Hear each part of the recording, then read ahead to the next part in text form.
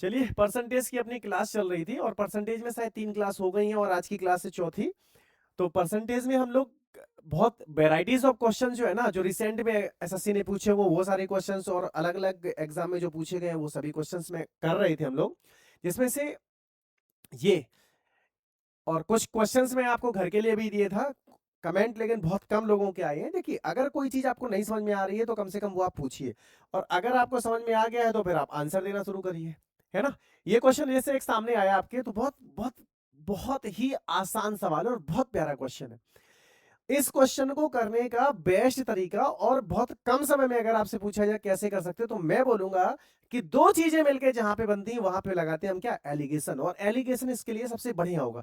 एक शहर में साक्षर लोगों की संख्या 25,000 है, महिलाओं की संख्या में 5% की कमी आई है, तो मैं कह रहा हूं कि -5% हो गया। फिर वो कह रहा है कि पुरुषों की जो साक्षर संख्या, ये क्या है, वोमेन है, और ये क्या, मैन है। पुरुषों की साक्षर संख्या में 10% की वृद्धि आ गई। फिर वो कह रहा है कि टोटल 25,250 हो गई, तो 25,000 से 25,250, तो आप बोलोगे कि जो कुल वृद्धि हुई है वो कितनी हुई है, 1% की। कितनी हुई है, 1% की। यहां तक बात क्लियर हो गई। मुझे नहीं लगता कि किसी को कोई दिक्कत रही होगी। लगा दीजिए एलिगेशन, और जैसे ही एलिगेशन लगाएंगे 10 और 1 कितना हो गया, 9, और एक में से -5 जाएगा तो टोटल कितना आ जाएगा, 6। तो रेशियो अगर आपसे पूछा जाएगा तो आप क्या बताएंगे, सर 3:2 के अनुपात में पुरुष, सॉरी, महिलाएं और पुरुष क्या होंगी, महिलाएं 3 होंगी और पुरुष कितने होंगे, 2। आ गया आंसर। इतना ही तो था, कुछ और बचा क्या, नहीं बचा ना। अब उसने ये पूछा है कि शहर में साक्षर महिलाओं की संख्या, साक्षर महिलाओं की संख्या मतलब 3। 3 और 2 5 की वैल्यू कितनी दी गई, 25,000। तो 1 की वैल्यू कितनी आएगी, 5 आएगी। तो 3 की वैल्यू कितनी आएगी, 15,000। और 15,000 ही इस सवाल का सही उत्तर था। ये चीज मैंने आपको बताई कि एलिगेशन इस तरह का जो होता है ना, इस तरह के क्वेश्चंस को करने का सबसे बेस्ट तरीका होता है एलिगेशन। एलिगेशन इसका सबसे बढ़िया तरीका होता है। आप एलिगेशन लगाइए, आपका तुरंत आंसर निकल के आ जाएगा। बात क्लियर हो गई, कोई दिक्कत। ये क्या हो गया पेन को,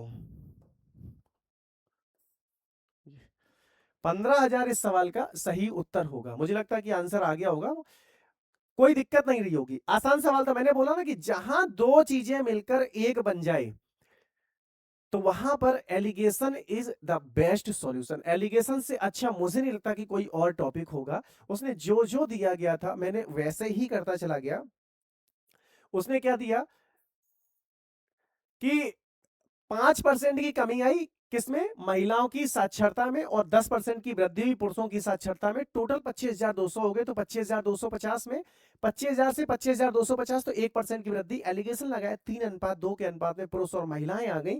तो 3 की वैल्यू पूछी थी, तो 3 की वैल्यू क्या निकल के आ गई, 15,000 इस सवाल का सही उत्तर आया। आगे बढ़ जाए, कोई दिक्कत तो नहीं, कर पाए होंगे, समझ पाए होंगे। मुझे नहीं लगता कि इस सवाल को करने में आपकी कोई भी दिक्कत आई होगी, और इससे कम समय में इस सवाल को नहीं किया जा सकता। अगर आपको एलिगेशन आ रहा है तो फिर आप इस सवाल को बहुत कम समय में ब्रेक कर सकते हो इस तरह से। आज की क्लास का अगला सवाल ये रहा। ये बताइए इस सवाल का उत्तर क्या होगा।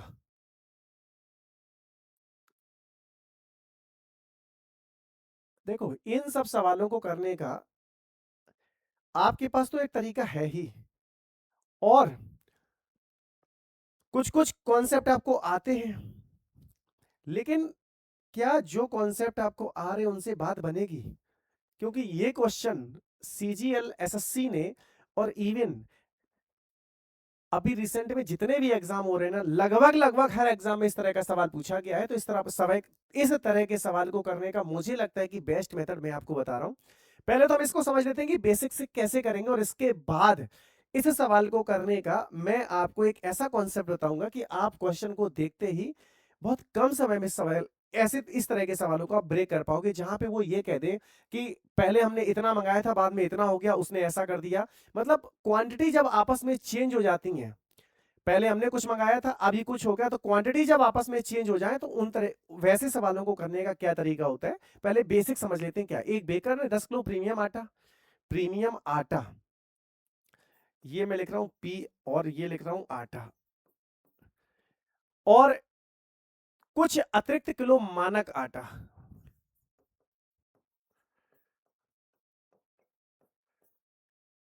10 किलो तो उसने प्रीमियम आटा मंगाया, और कुछ अतिरिक्त उसने एक्स किलो मंगा लिया होगा। फिर वो कह रहा है कि प्रीमियम आटे की कीमत जो है, इसकी कीमत 2 है, और इसकी कीमत 1 है। ये तो हो गई वैल्यू की। अब वो कह रहा है कि ऑर्डर उसने पास किया और जब वो डिलीवर हुआ तो डिलीवरी के समय में इनकी जो क्वांटिटी थी वो आपस में क्या हो गई, चेंज हो गई। तो इसके 10 किलो मंगाया था तो इसको मिला x किलोग्राम, इसका कितना मंगाया था, 10 किलो मंगाया था तो मिला कितना, x किलोग्राम, और इसका कितना मंगाया था, x किलोग्राम, तो इसका कितना मिला, 10 किलोग्राम। मैं अगर आपसे पूछूं कि इसकी वैल्यू क्या होगी, तो वैल्यू अगर आपसे मैं पूछ लूं तो वैल्यू आप बताएंगे कि सर पहले जो उसकी कीमत होगी वो कितनी होनी चाहिए थी, 20, 10 गुणे 2 किया 20 आया, और x गुणे 1 किया तो x आ गया। फिर उसकी कीमत क्या हो गई, 2 गुणे x किया तो 2x हो जाएगी, और 1 गुणे 10 किया तो टोटल कितना, 10 हो जाएगा। लेकिन क्वेश्चन में क्या कह रहा है, क्वेश्चन में कह रहा है कि 20% की कमी आई। तो पहले अगर वो, और 20% के फ्रैक्शन वैल्यू क्या होती है, 1/5, अगर उसकी वैल्यू पहले 5 होगी तो 1 की कमी आएगी 4। यहां तक किसी भी दोस्त को कोई भी दिक्कत हो तो बताओ, ये क्वेश्चन बनाने में किसी को भी किसी भी तरह की कोई समस्या आई हो तो बताओ जरा। मुझे नहीं लगता कि कोई समस्या आई होगी। अब इसको क्या करना है, क्रॉस मल्टीप्लीकेशन करके x की वैल्यू निकाल लेना और वही इस सवाल का उत्तर बन जाएगा। आप मुझे बताओ कि 4 का इधर मल्टीप्लाई करेंगे तो 20 चौको 80 प्लस 4x हो जाएगा, और 5 का जब इधर मल्टीप्लाई करेंगे तो 5 दो 10x हो जाएगा। तो ये 80 और ये 10x में से 4x जाएगा तो ये कितना हो जाएगा, इस तरफ आ जाएगा 6x। कोई दिक्कत, मैंने बोला कि इस तरफ, मैं वहां नहीं लिख रहा हूं, इधर लिख देता हूं, मैं इसको यहां लिख देता हूं, इधर सॉल्व कर दूं मैं। तो ये हो जाएगा आपका 4x और 10x, तो अंतर जो आएगा वो कितना आ जाएगा, 6x आ गया इस तरफ। इधर क्या बचा, तो 20 चौको 80 और 10 5 50, 80 और 50 का जो डिफरेंस आया वो कितना आ गया, 30। तो x की वैल्यू अगर आपसे पूछी जाएगी तो आप बोलेंगे सर x की वैल्यू कितनी आ गई, 5। 6 से इसको काट देंगे, x की वैल्यू कितनी आ गई, 5। x की वैल्यू 5 आ गई। प्रीमियम आटा जो था वो 10 था, प्रीमियम आटा कितना था, 10 था, और इसके बाद जो x की वैल्यू वो आपने निकाल दी है। अगर x की वैल्यू आपने निकाल दी तो x की वैल्यू कितनी निकाली आपने, 5। x की वैल्यू आपने 5 निकाली, तो 10 और 5 का जो रेशियो आपसे पूछा, किसका रेशियो पूछा था, प्रीमियम आटे की मात्रा और मानक आटे की मात्रा का अनुपात उसने पूछ लिया। तो 10 अनुपात, सॉरी 10 अनुपात उसने क्या पूछ लिया, 10 अनुपात, तो 2:1 इस सवाल का सही उत्तर होगा। इसकी 10 थी और इसकी वैल्यू कितनी थी, 5 थी, तो 10:5 किया तो 2:1 इस सवाल का सही उत्तर था, जो कि ऑप्शन नंबर ए में दिया गया था। ये इस क्वेश्चन को करने का एक बेसिक तरीका था कि अगर आपको कुछ ना समझ में आए, जब कुछ भी समझ में ना आ रहा हो, तो ये वाली आप इक्वेशन बना दीजिए, 20 प्लस एक्स और 2x प्लस 10 बराबर 5/4। ये क्वेश्चन इक्वेशन आप बना दीजिए और आपका सवाल सॉल्व हो जाएगा। लेकिन एक बात जरा समझो यहाँ पे, अब मैं जो कॉन्सेप्ट आपको सिखा रहा हूं उस कॉन्सेप्ट से आप देखते ही सवाल का उत्तर बताओगे।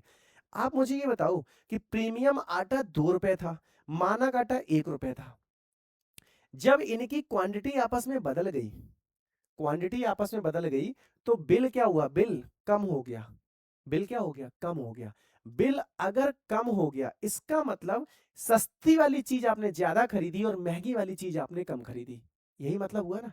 क्योंकि महंगी वाली चीज अगर आप ज्यादा खरीदेंगे तो बिल आपका बढ़ जाएगा। तो इसका मतलब ये वाली जो वैल्यू है 10, ये जो 10 वाली आपकी वैल्यू है प्रीमियम आटे की, तो ये वैल्यू आपकी ज्यादा, पहले ज्यादा थी बाद में क्या हो गई, कम हो गई। तो इस तरह से अगर आप ऑप्शन चेक करोगे तो ऑप्शन में आप देखोगे कि जो रेशियो बनना चाहिए, जो रेशियो बनना चाहिए, तो ये वैल्यू ज्यादा रहेगी और ये वैल्यू कम रहेगी, ऐसे ही रेशियो बनेगा ना। तो 3:4 क्या कभी इस सवाल का उत्तर होगा, नहीं होगा। क्या 4:5 इस सवाल का उत्तर हो पाएगा, नहीं हो पाएगा। क्यों नहीं हो पाएगा, वो बात आप यहां पे समझ पा रहे हैं ना। मैंने बताया ना कि महंगी वाली चीज ज्यादा होगी और सस्ती वाली चीज कम होगी, तब वैल्यू ये आएगी, और जब महंगी वाली चीज कम हो जाएगी और सस्ती वाली चीज ज्यादा हो जाएगी, तब उसका मूल्य, जो उसका बिल है, वो कम हो जाएगा। तो इसके दो ऑप्शन तो कतई नहीं हो सकते, 3:4 और 4:5 इस सवाल का उत्तर कतई नहीं हो सकता, कभी नहीं हो सकता। यहां तक बात क्लियर हो गई। ऑप्शन से अगर मैं बात करूं, अब बात आती है 2:1 और 5:2 में।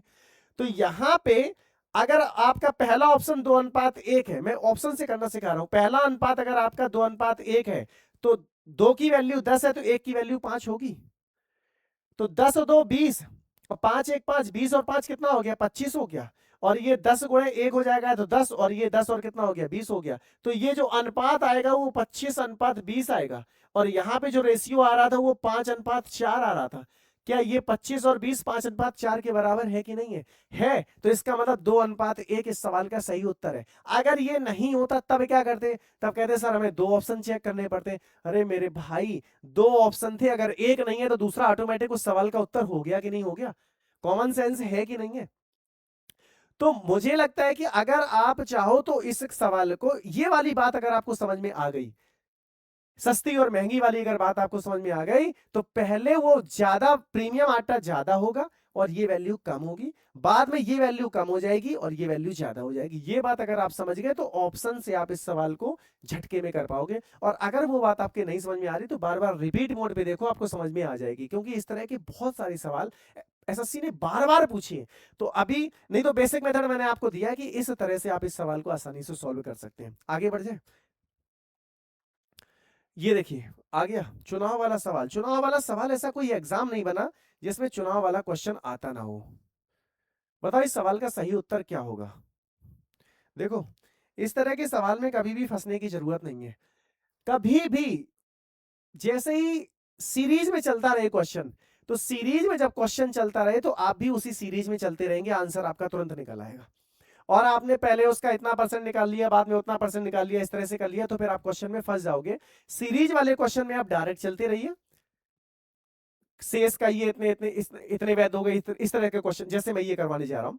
एक चुनाव में 80% योग्य मतदाताओं ने अपने वोट डाले। 80% योग्य मतलब 100 टोटल में मान के कह रहा हूं कि एक्स थे, उसमें से 80% योग्य मतदाताओं ने वोट का प्रयोग किया। फिर वो कह रहा है कि इनमें से 10% वोट अवैध हो गए तो 90% वैध होंगे। फिर वो ये क्या कह रहा है? यदि विजयी उम्मीदवार को 16,200 वोट मिले जो वैध वोटों का 60% था, तो ये वैध वोट टोटल इतने थे और इसका 60% कितना दिया गया? 16,200 दिया गया। इसी को बोलते हैं सीरीज मेथड। सबको एक साथ मैंने मल्टीप्लाई कर दिया। अब बचा क्या? ये जीरो, ये जीरो, ये जीरो और ये जीरो कैंसिल आउट हो गई। इसके बाद एक जीरो और मैं कैंसिल आउट कर दे रहा हूं। ठीक है, यहां तक कोई दिक्कत नहीं किसी को? 9 से काट दे। 18 नुमा 162 होता है। इसके बाद ये 6 से काट दूं मैं। अब क्या बचा? अब कुछ नहीं बचा। ये 8 है और ये कितना? 1000 है। तो x की जो वैल्यू होगी वो 300 और गुणा कितना? 1000 और बटे कितना? 8 आ जाएगा। और ये 8 से अगर 1000 काटेंगे तो ये हो जाएगा 125। कोई दिक्कत? 125 और 125 का जब 3 में मल्टीप्लाई करोगे तो कितना हो जाएगा? 375। और 375 के बाद 2 जीरो बढ़ा देंगे तो 37,500 इस सवाल का सही उत्तर था। तो मुझे नहीं लगता कि आप बार बार इसको उसका 80%, उसका 90%, उसका, मैं चुनाव वाला कॉन्सेप्ट, जैसे ही क्वेश्चन सीरीज वाला है तो आप इसको सबको एक साथ मल्टीप्लाई कर दीजिए। और जो दूसरा एक चुनाव का और एक तरह का क्वेश्चन आगे आएगा तो मैं बताऊंगा आपको, उसमें एक दूसरा मेथड लगता है। तो इस तरह से चुनाव वाले जो सवाल है आपकी बहुत आसानी से सॉल्व हो जाते हैं। आपको बहुत ज्यादा 3-5 करने की जरूरत पड़ती नहीं है, आप आसानी से इन सवालों की कैलकुलेशन करके सॉल्व कर सकते हो। अब बात आती है किसकी? जैसे अगर आपके पास कॉमन सेंस है और आप क्वेश्चन को देख के ये करना चाह रहे हैं कि इस सवाल का आंसर क्या हो सकता है, इस सवाल का उत्तर क्या हो सकता है, तो जब इतना आपने लिख लिया था, मैं ऑप्शन पे बहुत ज्यादा जोर देता हूं। मैं आपको बार बार वही सिखा रहा हूं कि ऑप्शन से आपके जो सवाल है ना बहुत आसान हो जाते हैं और बहुत जल्दी आंसर निकल आता है। जैसे इतना सब कुछ करने के बाद आपको दिखाई दिया कि जो भी आंसर आ रहा होगा उसमें 3 का मल्टीपल फैक्टर होना चाहिए। 3 का मल्टीपल फैक्टर